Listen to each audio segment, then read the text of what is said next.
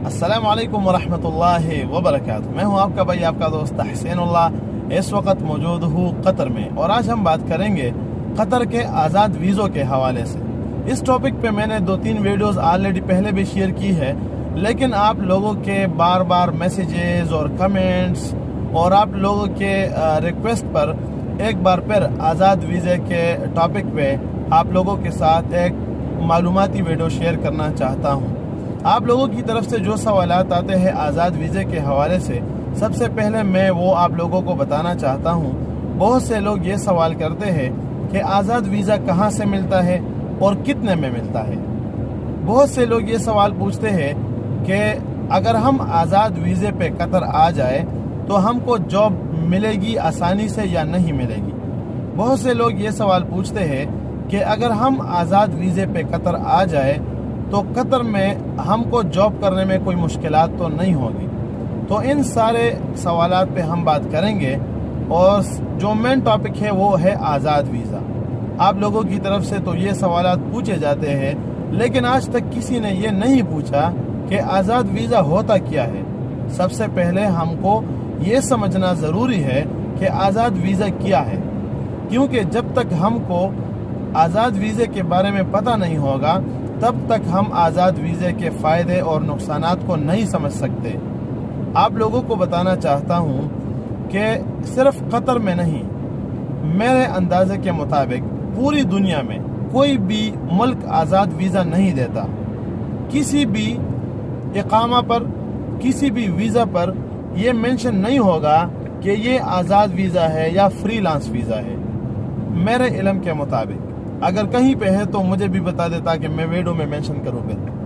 تو سب سے پہلے آپ لوگوں کو یہ جاننا ضروری ہے کہ قطر کا کوئی آزاد ویزا نہیں ہے۔ یہ میں نے، آپ نے اور لوگوں نے اس کو نام دیا ہے آزاد ویزا۔ آزاد ویزا کیوں کہتے ہیں؟ ہر بندے کے ذہن میں یہ ہوتا ہے کہ میں جب قطر جاؤں گا آزاد ویزے پہ، میری اپنی مرضی ہوگی، چاہے کہیں پہ بھی جاب کروں، کچھ بھی کروں، میری اپنی مرضی ہوگی، لیکن یہ غلط ہے۔ آزاد ویزا جس کو ہم کہتے ہیں، یہ ہے کمپنی کا ویزا، یہ ہے ورک ویزا، یہ ہے امپلائمنٹ ویزا۔ ٹھیک ہے، امپلائمنٹ ورک ویزا۔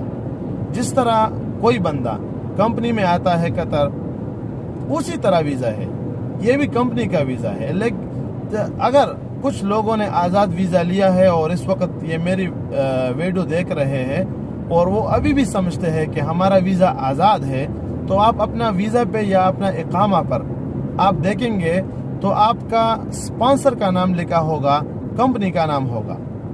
تو جب آپ کمپنی کے اسپانسر میں آ گئے تو آزاد کدھر سے ہو گئے؟ آزاد کیوں کہتے ہیں وہ پھر بتاتا ہوں لاسٹ میں۔ اچھا، جو پہلا سوال میں نے بتایا تھا، لوگ اکثر کہتے ہیں کہ آزاد ویزا کہاں سے ملتا ہے اور کتنے میں ملتا ہے قطر کا آزاد ویزا۔ ٹھیک ہے، کیونکہ میں قطر میں ہوں، میں آپ لوگوں کو قطر کے بارے میں بتاؤں گا، اور بہت 2-3 سالوں سے آپ لوگوں کے ساتھ معلومات شیئر کرتا رہتا ہوں۔ تو سب سے پہلے آپ کو بتانا چاہتا ہوں کہ آزاد ویزوں کے لیے کوئی الگ سے کوئی ڈپارٹمنٹ نہیں ہے۔ آزاد ویزے کے لیے کوئی الگ سے آفس نہیں ہے جہاں پہ لکھا ہو کہ یہاں پہ آپ کو آزاد ویزے ملیں گے۔ یہ اگر میرے اندازے کے مطابق، میں یعنی یہ آفیشیلی کچھ اس طرح نیوز نہیں ہے، میرے اندازے کے مطابق قطر میں اس نام کا ویزا اور اس ویزے کے لیے جو ڈیلنگ ہوتی ہے یہ اللیگل ہے، یہ غیر قانونی ہے۔ اگر یہاں پہ قطر میں کوئی بندہ یہ کہے کہ میرے پاس آزاد ویزے ہے اور میں اس کو فروخت کرنا چاہتا ہوں، تو ممکن ہے کہ وہ پولیس کی گرفت میں آ جائے۔ یہ آزاد ویزے کہاں سے آتے ہیں؟ کون ایشو کرتا ہے؟ قطر میں جو چھوٹی چھوٹی کمپنیز ہوتی ہیں جن کے پاس کام زیادہ نہیں ہوتا، اور ان لوگوں نے اپنا آفس کھولا ہوا ہے، اس کے پاس فار ایگزامپل ایک پروجیکٹ ہے،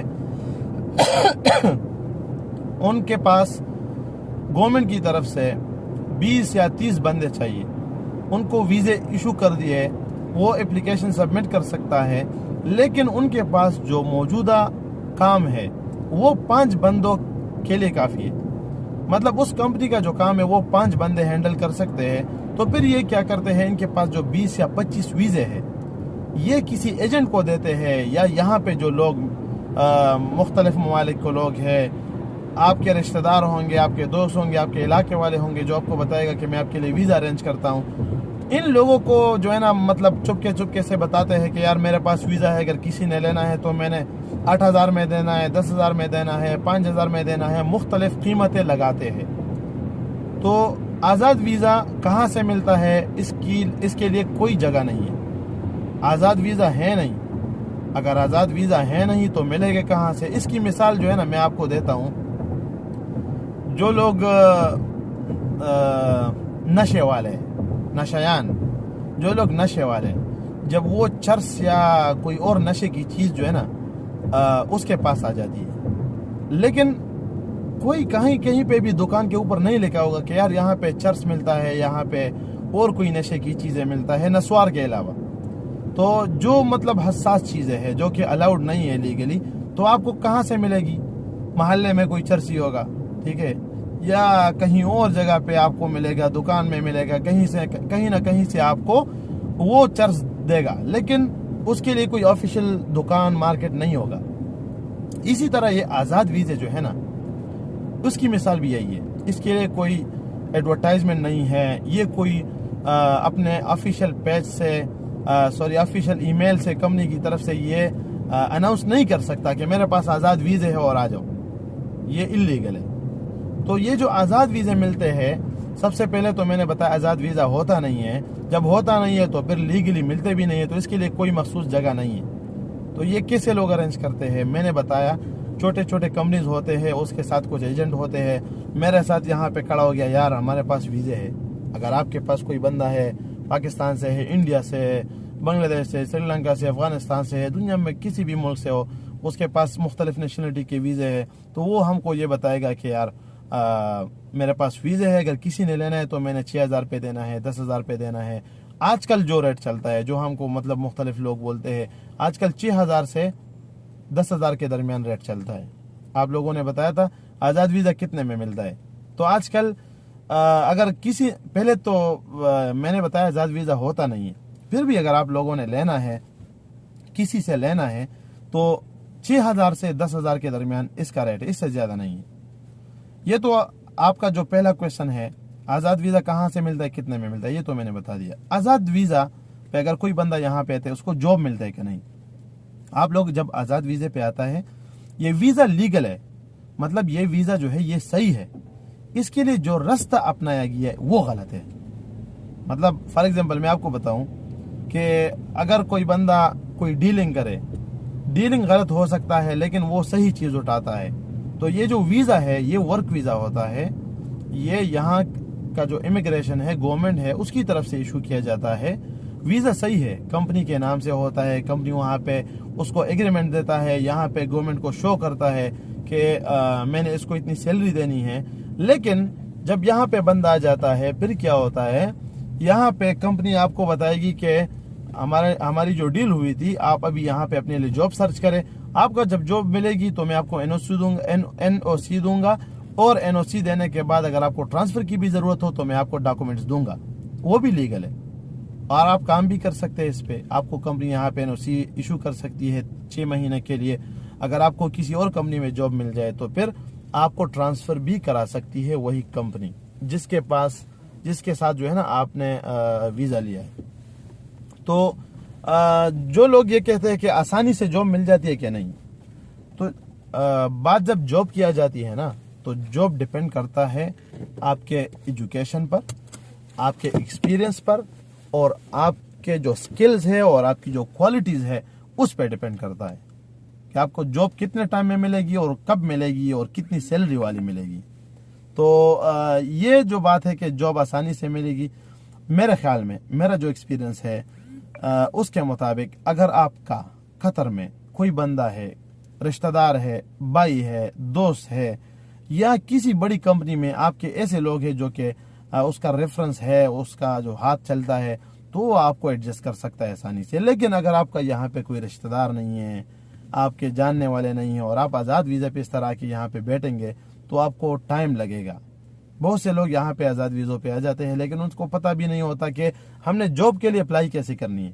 تو तो सबसे पहले आपको ये भी मालूम होना चाहिए कि जब आप यहाँ पे आते हैं आज़ाद वीज़े पे, आपको यहाँ पे मालूम होना चाहिए कि अप्लाई कैसे करनी है। यहाँ पे लोग आ जाते हैं 3-4 महीने अपने रूम में बैठे होते हैं, कभी मुझे बोला, कभी एक को बोला, कभी दूसरे को बोला, खुद अप्लाई नहीं करते। ये तरीका नहीं है, ये तो गलत है। तो आपको तरीका मालूम होना चाहिए। तो जॉब आसानी से मिलती है कि नहीं वो मैंने आपको बता दिया, आपको समझ आई होगी। उसमें एक लास्ट क्वेश्चन था, आज़ाद वीज़े के नुकसानात और फ़ायदे क्या है। सबसे पहले मैं फ़ायदे की बात करूंगा, ठीक है। सबसे पहले फ़ायदे की बात करूंगा, क्योंकि फ़ायदा यह है कि अगर आप यहाँ पे अवेलेबल है, ठीक है। जो आज़ाद वीज़ा नहीं होता, मैं बार बार बताता हूँ, ठीक है। मैं इसलिए बताता हूँ ताकि मेरे लिए कोई मसला ना बन जाए। आज़ाद वीज़े वाले जब यहाँ पे कतर में मौजूद होते हैं, किसी कंपनी को ज़रूरत पड़ेगी कि यार मुझे इंजीनियर चाहिए, मुझे फोरमैन चाहिए, मुझे लेबर चाहिए, मेसन चाहिए, अकाउंटेंट चाहिए, डॉक्टर चाहिए, तो वो क्या करता है कि वो जब एडवर्टाइजमेंट देते हैं न्यूज़पेपर में, गल्फ टाइम क्लासिफाइड जो इधर का अखबार है, उसमें मेंशन करता है कि मुझे बंदा चाहिए, ये मोबाइल नंबर है। वो कॉल करता है कि यार मैं कतर में मौजूद हूँ, मेरा जॉब नहीं है, वो उसको बुलाता है। और ये भी आपको बताता चलूँ, जो आज़ाद वीज़ो वाले होते हैं उसको सैलरी पैकेज अच्छी मिलती है बनिस्बत जो डायरेक्ट अपने मुल्क से आते हैं। तो फॉर एग्जांपल अगर आप अपने मुल्क से आते हैं, आपको 2-3 हज़ार सैलरी मिलेगी, तो आप जब यहाँ पे डायरेक्ट जाएंगे, डायरेक्ट आपको हायर करेंगे, तो आपको वो हो सकता है 1-2 हज़ार ज़्यादा सैलरी लगा दे। इसका ये फ़ायदा है। और दूसरा फ़ायदा ये है कि मतलब आप यहाँ पे होंगे, आपको यहाँ के हालात जो है ना पता होंगे, आप सर्च कर सकते हैं एक कंपनी को जब दूसरे को। अच्छी कंपनी यहाँ पे ढूंढ लो। अच्छी कंपनी बस वही है जो आपको टाइम टू टाइम सैलरी देता है, चाहे छोटी हो या बड़ी हो। नुकसानात क्या है, आज़ाद वीज़े के नुकसानात बहुत ज़्यादा है, ठीक है। नुकसानात को आप जहन में रखिए लाजिम। अगर आपको आज़ाद वीज़े के नुकसानात का पता हो तो आप लोगों को नुकसान नहीं होगा कभी भी। सबसे पहले तो मैं आपको बताना चाहता हूँ, मैं पहले भी बता चुका हूँ, बार बार बताता हूँ, आज़ाद वीज़ा नहीं होता, ये हम लोगों ने नाम दिया है। आज़ाद वीज़ा जो वीज़ा है, ठीक है, ये वर्क वीज़ा होता है, एम्प्लॉयमेंट वर्क वीज़ा है, ये नाम हमने दिया है, आज़ाद कहीं पे भी नहीं है। ये वीडियो जितने भी लोग देते, चाहे कतर में हो चाहे कहीं पे भी हो, मैं चैलेंज करता हूं कि कोई बंदा मुझे ये दिखा सके कि कतर का आज़ाद वीज़ा होता है। नुकसान क्या है, वो लोग कभी भी उस वीज़े पे ना आए अगर आपका यहाँ पे कोई दोस्त ना हो, रिश्तेदार ना हो, कोई रेफरेंस ना हो, और अगर आपकी तालीमी काबिलियत डिग्री लेवल तक हो फिर आ जाए, इंजीनियर हो, एक्सपीरियंस हो फिर आ जाए। लेकिन अगर आप की तालीम ना हो, ठीक है, मतलब लेबर में आना चाहते हो आज़ाद वीज़े पे, तो क्यों अपनी ज़िंदगी ख़राब करते हो।